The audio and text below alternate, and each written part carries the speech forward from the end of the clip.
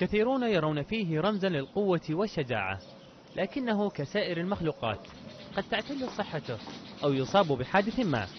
لذا كانت مستشفى أبو ظبي للصقور كبرى المستشفيات المتخصصة في العالم، وهي أول منشأة عامة في دولة الإمارات تقدم خدمات الرعاية الصحية البيطرية الشاملة للصقور. تأسس المستشفى عام 1999. إنه أول مستشفى عمومي حول العالم يقدم خدمات علاجية للصقور. الهدف الرئيسي للمستشفى هو الاهتمام بصقور الإمارات.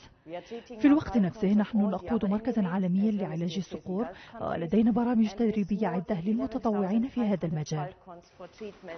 تجاوز عدد الصقور الذين عولجوا في المستشفى كل التوقعات وناهز 50,000.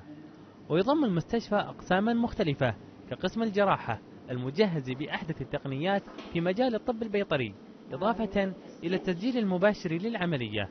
وحاز مستشفى أبو ظبي للصقور عددا من الجوائز العالمية من أوروبا والولايات المتحدة الأمريكية تقديرا لبرنامجه السياحي، إذ فتح المستشفى أبوابه للزوار كوجهة سياحية بيئية تثقيفية.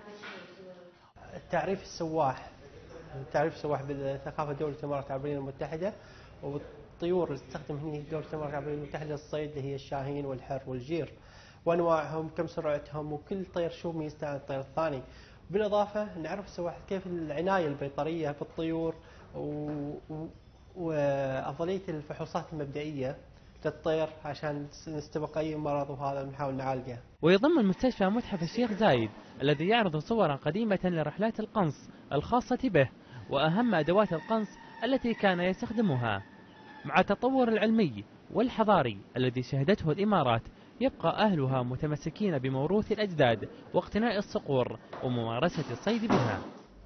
يعتبر هذا القفص أو ما يعرف محليا باسم العشة المقر الدائم للطيور في فصل الصيف، أو ما يطلق عليه باسم موسم المقيض، حيث تقوم الصقور بتبديل ريشها استعدادا لموسم الصيد.